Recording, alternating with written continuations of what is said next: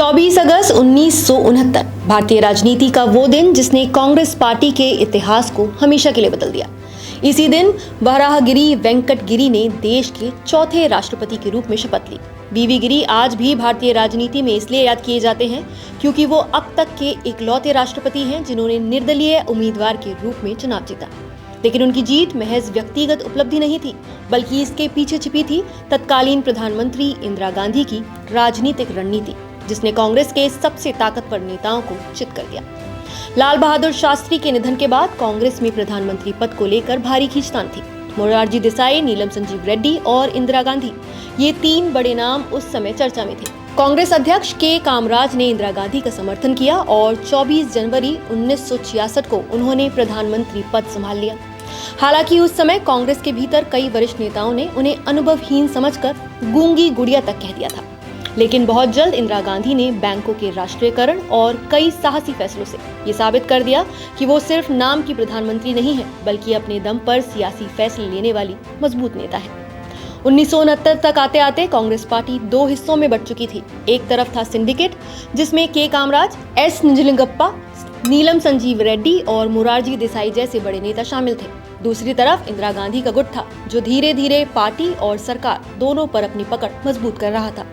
दोनों गुटों के बीच टकराव इतना बढ़ गया कि इंदिरा गांधी को कांग्रेस की प्राथमिक सदस्यता से निलंबित भी कर दिया गया।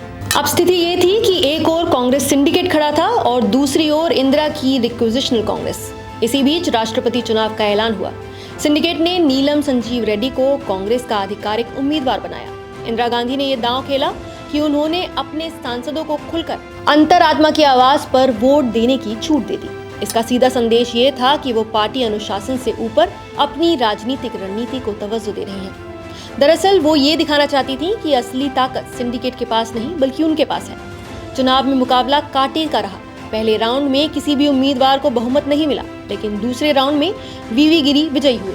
ये नतीजा केवल वीवी गिरी की जीत नहीं थी, बल्कि इंदिरा गांधी की सबसे बड़ी राजनीतिक जीत थी।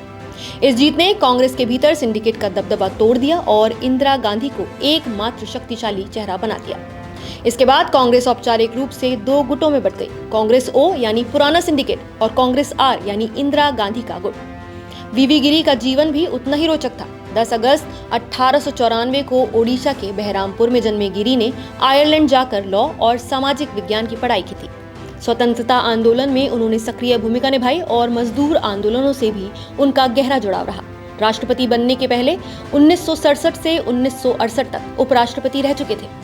24 अगस्त 1969 का ये राष्ट्रपति चुनाव सिर्फ एक संवैधानिक प्रक्रिया नहीं, बल्कि भारतीय राजनीति में शक्ति संतुलन का निर्णायक क्षण था।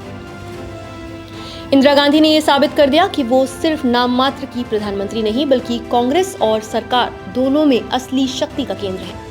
यही चुनाव आगे चलकर उनके करियर का टर्निंग पॉइंट बना और भारत की राजनीति में उनका वर्चस्व स्थापित कर गया। आपको क्या लगता है, इंदिरा गांधी का ये कदम दूरदर्शी रणनीति थी या फिर पार्टी अनुशासन तोड़ने वाली एक खतरनाक मिसाल? अपनी राय हमें कमेंट करके जरूर बताइए। नमस्कार, मैं हूं मानक गुप्ता। अगर आपको हमारा ये वीडियो पसंद आया हो तो इसे लाइक और शेयर जरूर करें, और हाँ, हमें सब्सक्राइब और फॉलो करना ना भूलें ताकि आप देश और दुनिया की कोई खबर मिस ना करें। तो जुड़े रहिए हमारे साथ और देखते रहिए न्यूज़ 24।